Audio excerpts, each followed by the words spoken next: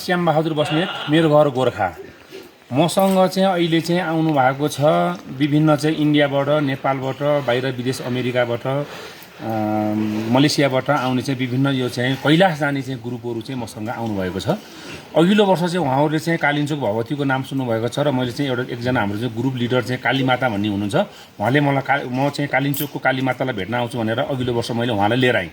उहाँलाई लिएर आउँदाखेरि चाहिँ के भयो भनेदेखि चाहिँ काठमाडौँबाट आउँदा आउँदै यही वर्षा क्याम्प पर्ने वर्षा क्याम्प पर्दाखेरि चाहिँ मैले यहाँबाट चाहिँ 2 बजे मासतिर जान पऱ्यो। उहाँको चाहिँ 2 घन्टाको चाहिँ पूजा नै हुन्छ। 2 घन्टा पूजा हुने भइसके पछाडि के भनेदेखि चाहिँ मैले माथि लिएर गएर पूजा गरेँ।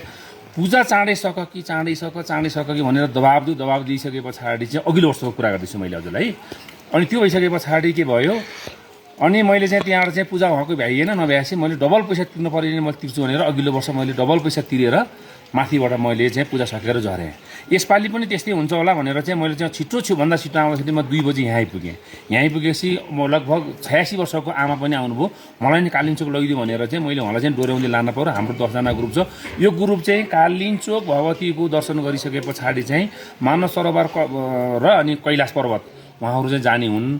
त्यसले गर्दा नेपालमा आएको पछाडि चाहिँ पशुपति, गुजेश्वरी, मुक्तिनाथ, मनोकामना यी सबै ठाउँ घुमेर चाहिँ उहाँहरू चाहिँ यहाँ आउने। यहाँ आए पछाडि चाहिँ उहाँहरू चाहिँ कैलाश जानुहुन्छ। कैलाश जानको चाहिँ रेडी छ। त्यसले गर्दा ग्रुप 16-18 जनाको आउने ग्रुप थियो। उहाँहरूको चाहिँ फ्लाइट डिले भएको कारणले गर्दा 10 जना आउनुभयो। तर केबुल कारमा चाहिँ के भन्छ भनेदेखि चाहिँ खालि उनीहरूको त भाइहरूले भन्छ तपाईँ चाहिँ ढिला भयो, 2 घन्टाभन्दा टाइम छैन, 4 बजे बन्द गरिदिन्छु भनेर चाहिँ हामीलाई चाहिँ किनभने मानसिक चाहिँ अलिकति टेन्सन दिन्छ। यो मानसिक टेन्सनले चाहिँ के हुन्छ भनेदेखि चाहिँ त्यो पूजा गर्ने मान्छेलाई छिटो गर भनिन्छ। त्यो कसरी छिटो गर्ने, पैसा तिरेछ राम्रै दिएछ, इन्डियनले इन्डियन पैसा तिरेछ, नेपालीले नेपाली पैसा तिरेछ, देशमा आएको छ। तर त्यसले गर्दाखेरि चाहिँ के भने आत्मग्लानी हुने। त्यसले गर्दाखेरि चाहिँ यो यहाँको चाहिँ स्थानीय सरकारले चाहिँ केबुल कारले जानेसम्म चाहिँ बाटोमा चाहिँ सानो एउटा चाहिँ ट्याग खोलिदियो भनेदेखि चाहिँ जान सक्ने मान्छे गाडी लिएर माथि नै जान्छ। यहाँ आउनेले केबुल कार चढ्नु पर्ने छैन। अशक्त बिरामीहरू चाहिँ केबुल कारबाट जान्थ्यो होला। तर हामीहरू चाहिँ त्यसरी चाहिँ लामो समयसम्म पूजा गर्ने मान्छेलाई चाहिँ अलिकति थोरै माथि गाडी जाने समयसम्म राम्रो गाडी बाटो भइदियो र सुरक्षा भइदियो भनेदेखि चाहिँ हामीहरू आउँथ्यौँ। हामीहरू आउने धेरैजना मान्छे हुन्थे। अघिल्लो वर्ष चाहिँ मैले चाहिँ 3 जना लिएर आएको थिएँ भन्थेँ, अहिले 10 जना लिएर आएँ। 18 जना आउनेमा अरू 8 जना चाहिँ आउन पाउनु भएन होइन। तर चाहिँ केबुल कारमा गर्ने मानिसले चाहिँ गरेको व्यवहार देखाएर चाहिँ कहिले पनि फर्केर चाहिँ यहाँ नाम जस्तो चाहिँ बनाउँछ। तर केबुल कारको माथि मान्छेले त्यस्तो गर्छ। मन्दिरको पुजारीहरूसँग सोध्नुहोस् तपाईँहरूले चाहिँ त्यहाँको विधिवत पूजाहरू हेर्दाखेरि चाहिँ सायद यस्तो पूजा चाहिँ कसैले पनि गर्दैन होला कालिन्चोक भगवतीमा आएर। उहाँको त्यस्तो चाहिँ ठुलो पूजा हुन्छ। उहाँ चाहिँ कालीमाता भन्नुहुन्छ। उहाँले चाहिँ विभिन्न चाहिँ विद्या पढेर दुनियाँ गरेर चाहिँ उहाँले चाहिँ गर्नुहुन्छ। उहाँ चाहिँ काठमाडौँबाट भोको आफूले चाहिँ खानेकुरा नखाइकन यहाँ पूजा गर्नुहुन्छ। तैपनि हामीलाई चाहिँ के भनेदेखि चाहिँ छिटो गर्दैन। काठमाडौँबाट आउँदा ढिलो हुन्छ, लामो बाटो छ, शनिबारको दिन लामो समयसम्म यहाँ बस्नलाई नि अब एल्टिट्युड पनि लाग्छ। त्यसले गर्दाखेरि चाहिँ गाह्रो भएको छ। कि केबुल कारले 6 बजी 7 बजीसम्म पनि हामीलाई चाहिँ सुविधा दिएको राम्रो हो कि भनेदेखि चाहिँ पुजारीले पूजा गर्नलाई चाहिँ हामीले चाहिँ राम्रोसँग टाइम दिएर चाहिँ त्यसले चाहिँ दबाब नराम्रो काम गर्दैन भनेदेखि चाहिँ एकदम राम्रो हुन्थ्यो। मेरो चाहिँ के भन्छ यहाँको स्थानीय सरकारलाई भन्छु मैले, केबुल कार केही पनि होइन। यो यहाँको स्थानीयले चाह्यो भने केबुल कार भोलि बन्द हुन्छ होइन। तर चाहिँ खास गरिदिन चाहिँ अब सुविधा चाहिँ सबै चाहिँ केमा गयो, अहिले केबुल कारलाई मात्रै गयो। सबैजना मान्छे चाहिँ केबुल कारमा आउने, केबुल कारमा चाहिँ चढ्नु पर्ने भयो, हतार गर्न पर्ने भयो। त्यसले गाह्रो भयो। यस्तो चाहिँ यो केबुल कार व्यवस्थापनले पनि कहिले पनि नगर्दै हुन्थ्यो। यी कर्मचारी खराब हो कि व्यवस्थापनको खराब हो, यो चाहिँ बुझ्न सकिएन।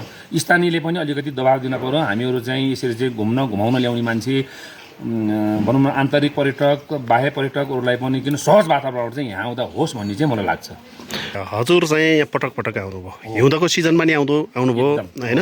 हिउँ पर्दा पनि अहिले एकदमै बर्खाको सिजन, यो हरियाली बेला पनि आउनुभयो। यो दुइटैमा आउँदाखेरि तपाईँले के फरक पाउनुभयो? दुइटैको आफ्नो विशेषता छ। हिउँ पर्ने सिजनमा आउँदाखेरि चाहिँ एउटा के भन्छ भने मानिसहरूले यो फरक खालको चाहिँ यो चाहिँ हामीलाई चाहिँ यस्तो ठाउँमा चाहिँ सुविधा सम्पन्न भएको होटलहरूको राम्रो व्यवस्था भएको यो कोही हामी युरोपै गएको जस्तो भनेर चाहिँ धेरैजना मान्छेहरू चाहिँ रमाउने भयो। र हाम्रो एउटा नेपालको यो अति नै राजधानीबाट नजिक पनि हिउँ खेल्ने रमाउने ठाउँ, सबैजना आन्तरिक पर्यटक आउने ठाउँ यो एकदमै राम्रो।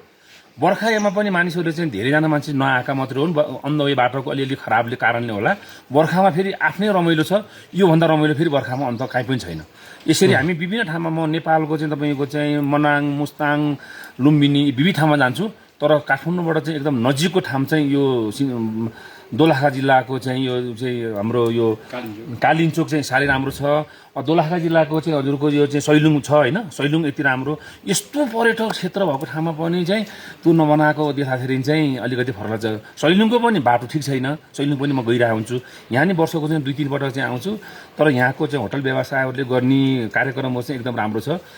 तर अलिकति सिजन लेभल जस्तो छ यहाँ चाहिँ के भने शुक्रबार शनिबार आउने छ र राम्रो व्यवहार भयो भनेदेखि चाहिँ अरू बेला पनि मानिसहरू चाहिँ आइरहन्छ। यो हरेक दिन चाहिँ रमाइलो भयो भनेदेखि चाहिँ यहाँका स्थानीयले काम पाउँथे, तरकारी बनाउनेले तरकारी बेच्थे, फलफुल बनाउनेले फलफुल बेच्थ्यो, होटल व्यवसाय गर्नेले चाहिँ राम्रोसँग व्यापार गर्थे।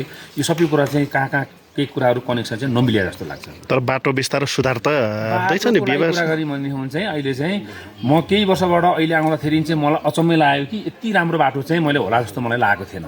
आउने बेला चाहिँ के अब आउँदाखेरि चाहिँ के भनेदेखि चाहिँ खासै जिप नल्याइकन आउँदाखेरि पनि सकिन्छ छ, तर आफूलाई चाहिँ आफ्नो गाडीमा कम्फोर्टेबल हुन्छ, जिप चढ्नेलाई जिपै मनपर्छ। तर आउने दिनमा चाहिँ कार, माइक्रो बस, इलेक्ट्रिक भ्यानहरू पनि राम्रोसँग सजिलोसँग आउन सक्छ। तर इलेक्ट्रिक त आउन सक्ने भयो, तर चाहिँ यहाँ चार्जिङ स्टेसनहरू हुन पर्यो। अब साना गाडीहरूलाई पनि भयो, तर यहाँको चाहिँ स्थानीयहरूले चाहिँ अलिकति केही चाहिँ राम्रो पहल र आउने पाहुनाहरूलाई चाहिँ व्यवहार पनि अलिकति राम्रो गर्नुपर्छ आउने दिनमा।